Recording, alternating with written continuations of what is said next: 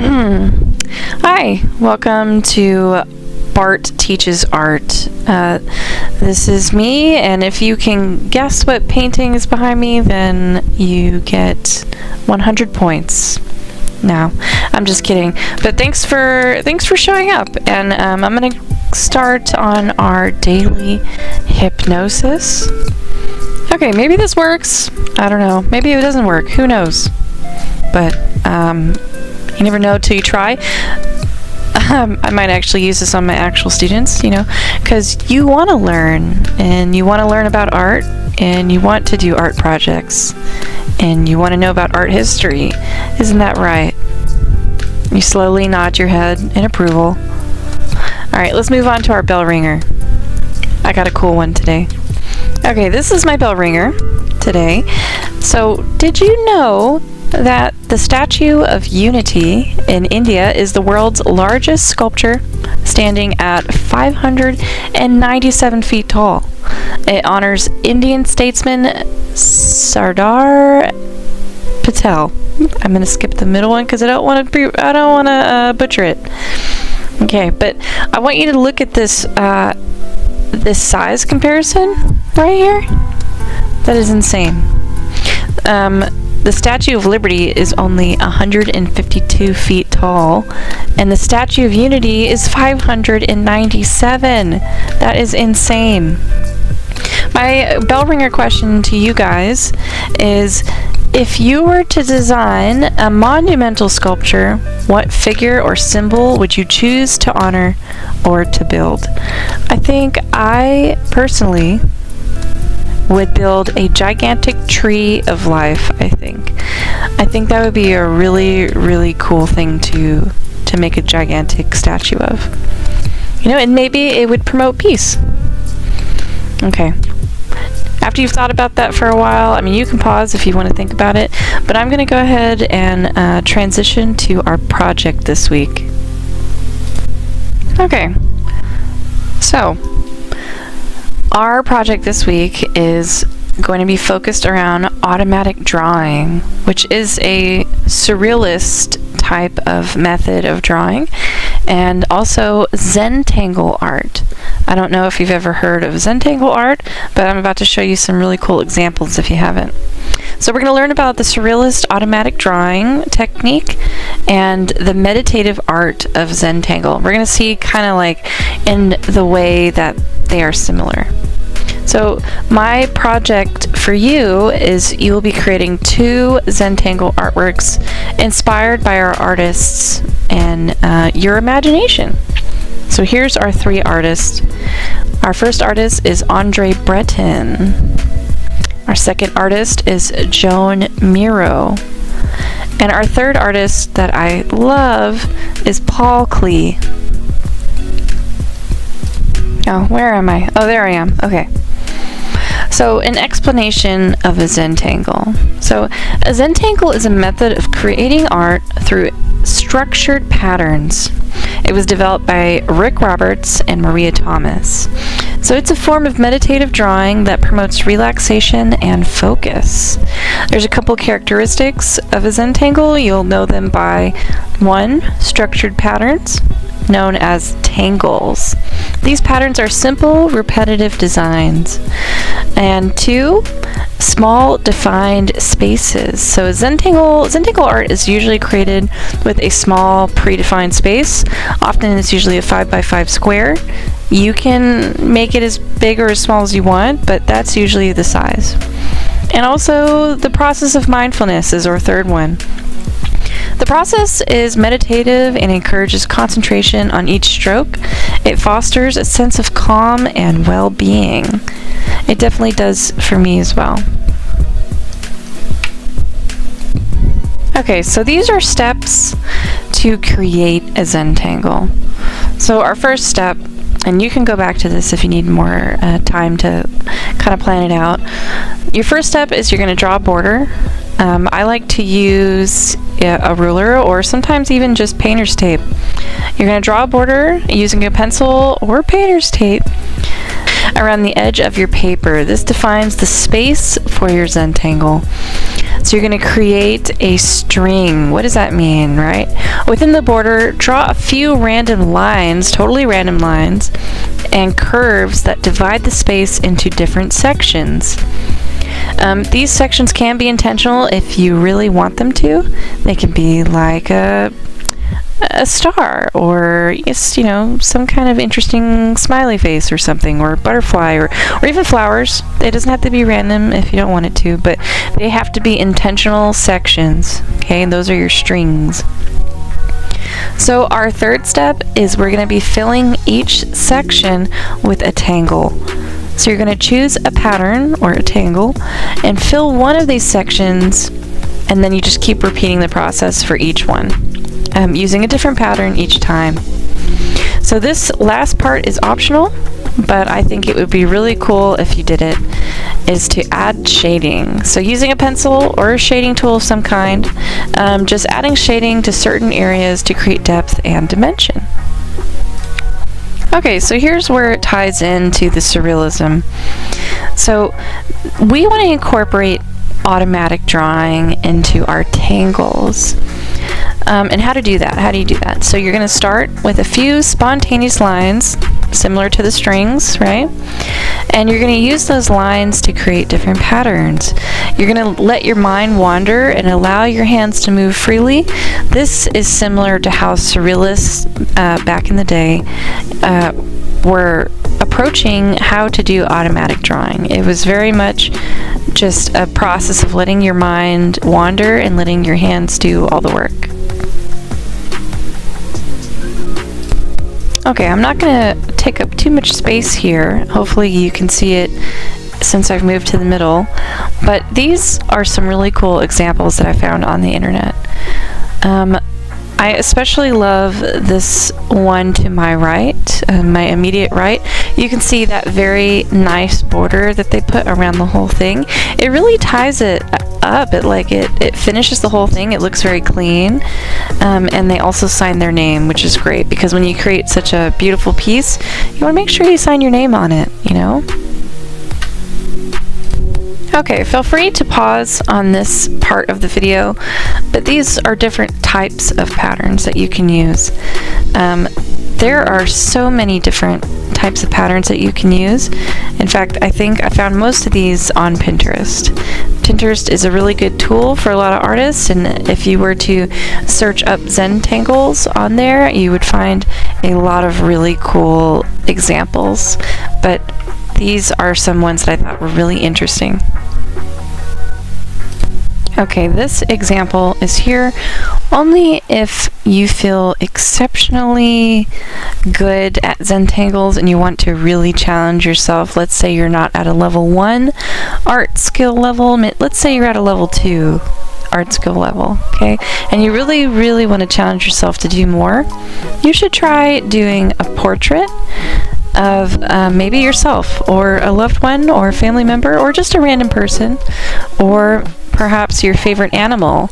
I think you could find an outline or even trace one yourself from a magazine or something, or even print out an outline. You can do that too, and start filling the inside with tangles. That would be really neat.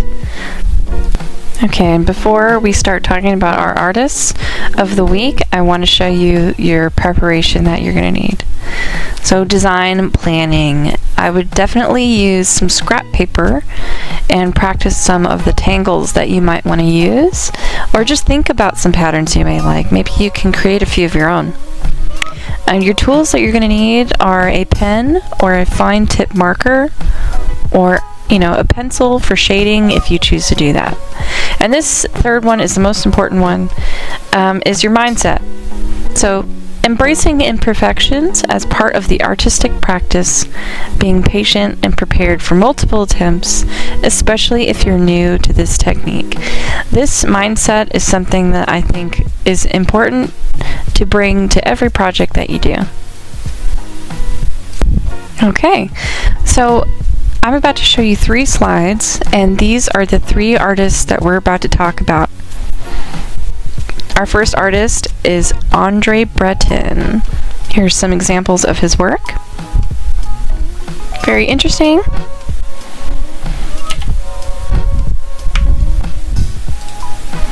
And this is Joan Miró. Miró's work, it looks very interesting, right? Very squiggly, but it was all pretty intentional, even though it may not look that way. And this is Paul Klee. I absolutely love Paul Klee. I think his work looks very, very amazing. And something about the painting to the left of me looks like gigantic colored pencils, right? Okay, so here we go. This is Artist of the Week, Part 1, André Breton. I'll make sure that this is hyperlinked with the timestamp somewhere in the description.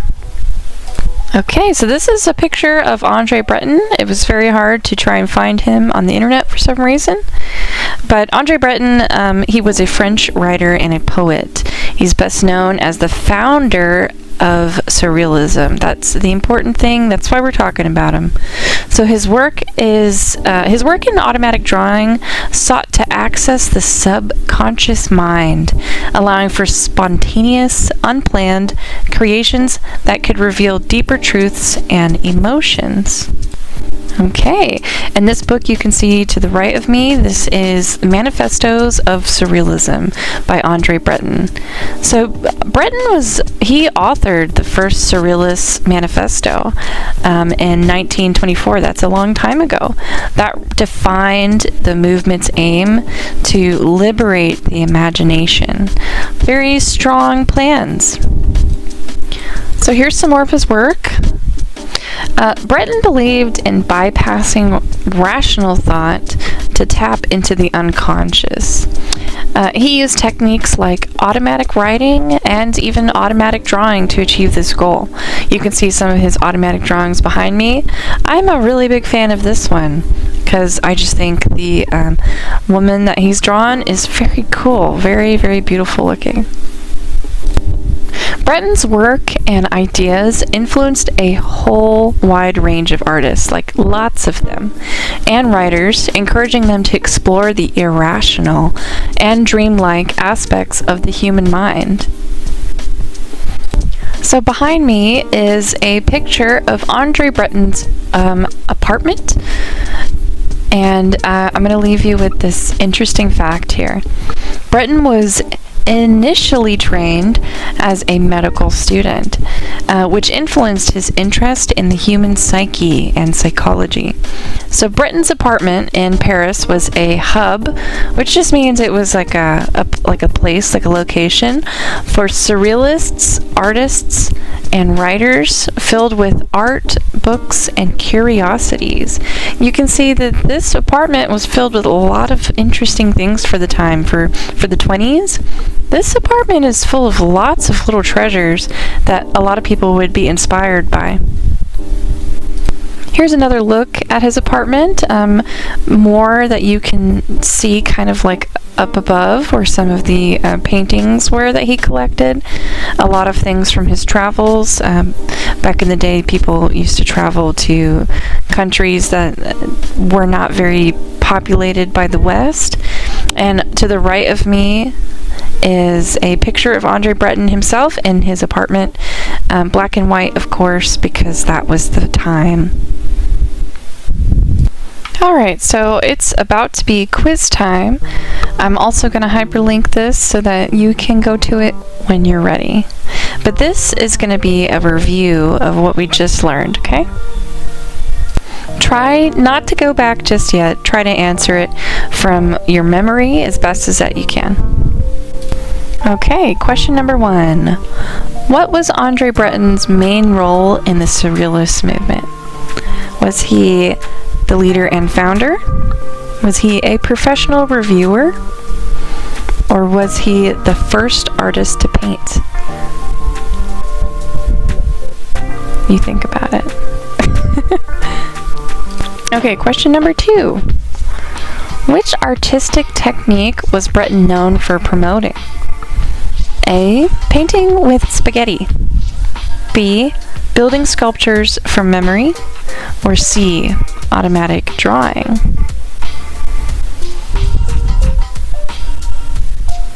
Okay, this is our third question that will go over this artist. We only have 3 questions per artist.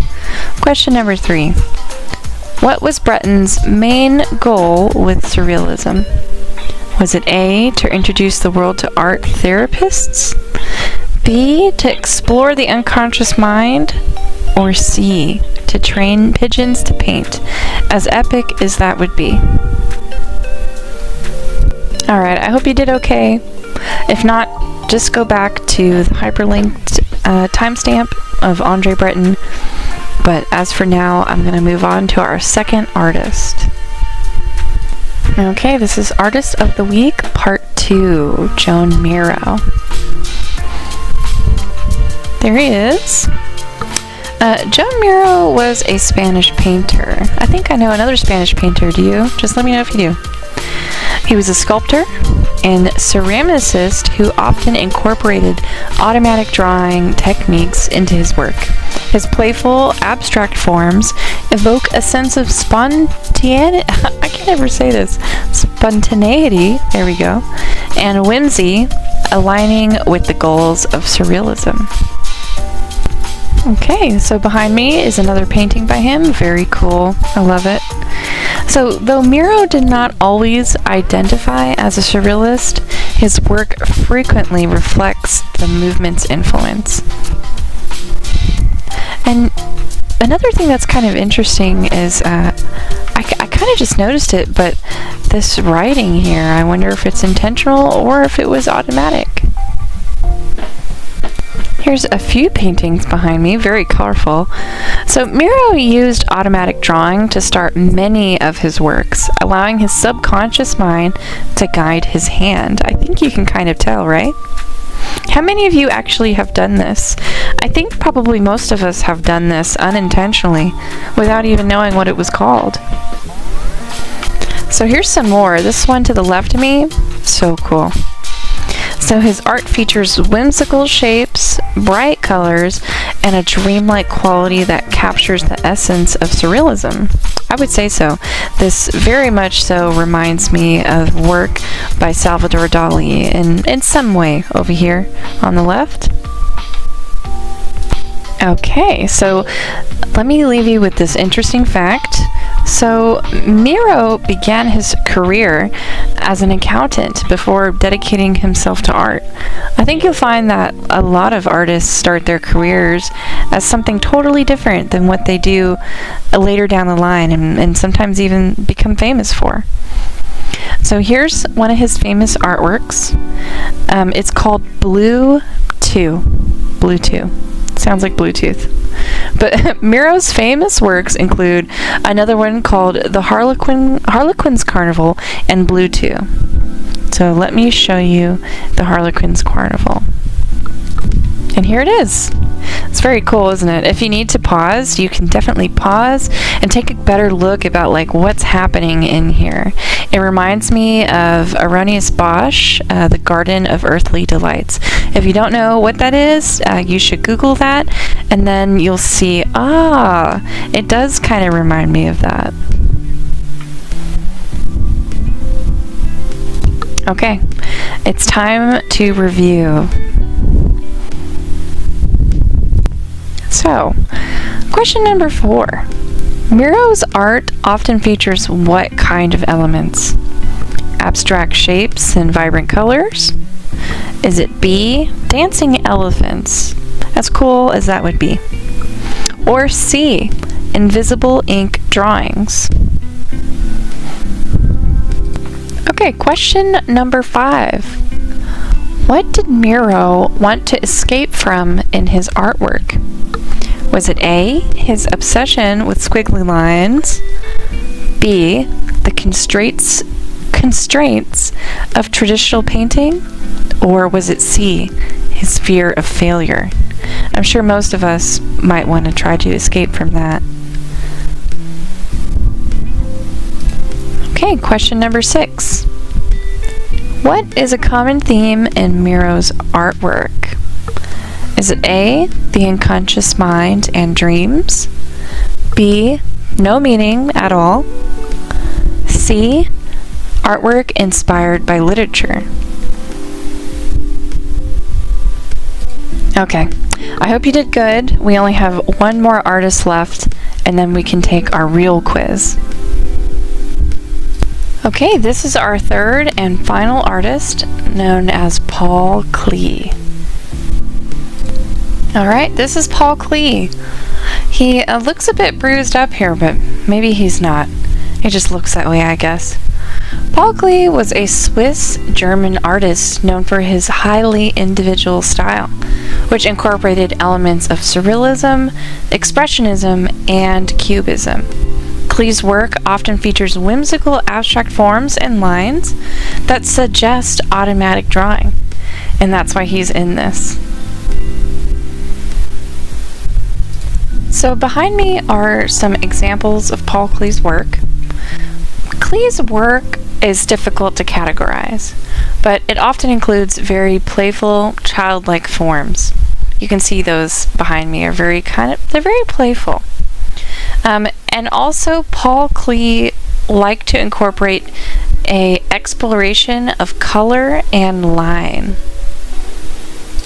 Klee used these spontaneous, free-form drawing techniques to create intricate patterns and very abstract compositions. To the left of me is one of Paul Klee's famous artworks. It's called the Twittering Machine, and no, he's not talking about X, formerly known as Twitter. But this is one of his famous works. He also had another famous work that's called Ad Parnassum. Ad Parnassum is a beautiful, beautiful painting.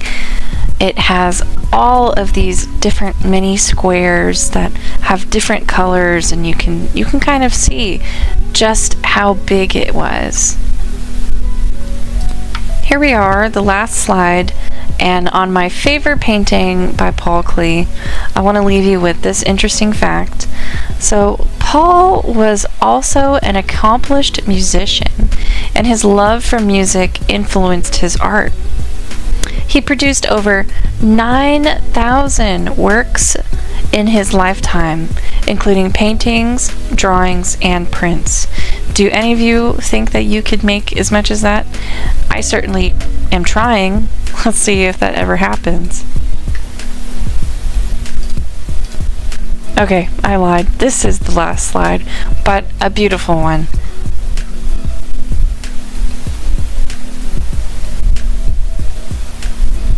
Okay, time for a review about Paul Klee. Okay, question number 7.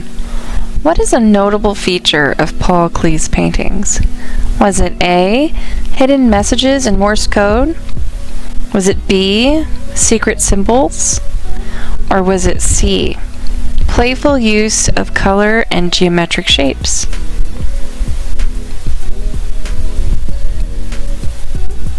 Question number 8. What influenced Klee's art style? Was it A, his love for nature and music? B, his obsession with paint? Or C, his career as an actor?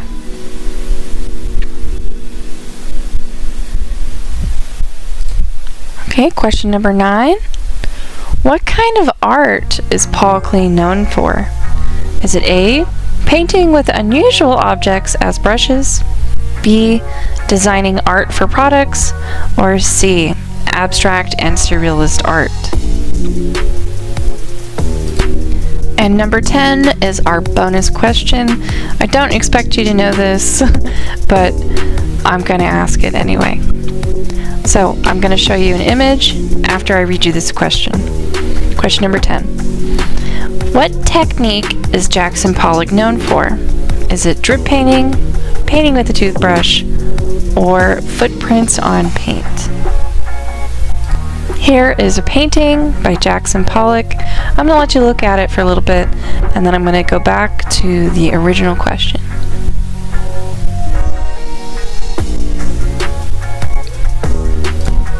Okay, which one do you think it is? There's plenty of hints.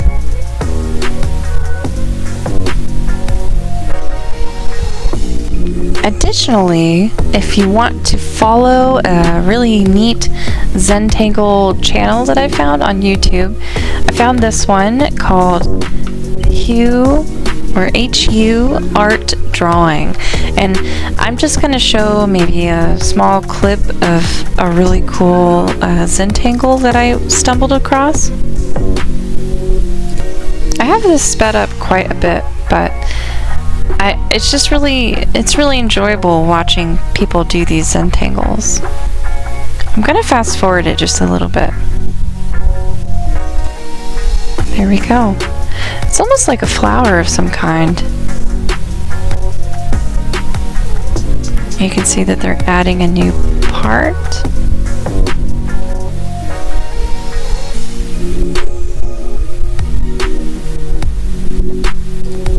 Now they're adding the finer details with their ink pen. Even more finer details. That's a nice pen. Well, I hope this inspires you. If you've created something and you really, really, really want to share that thing, I highly suggest you go check out the brand new subreddit Bart Teaches Art. I would love to see everyone's submissions, and I may even post a submission here and there myself. Alright, thanks for watching, and thank you for joining us on this lesson. I can't wait to do more for you guys. If you like this lesson, it's available for download at Gumroad for only $3.50. Comes with 4 slideshows and a Word document outlining the activity and objectives. Think about it. Thanks.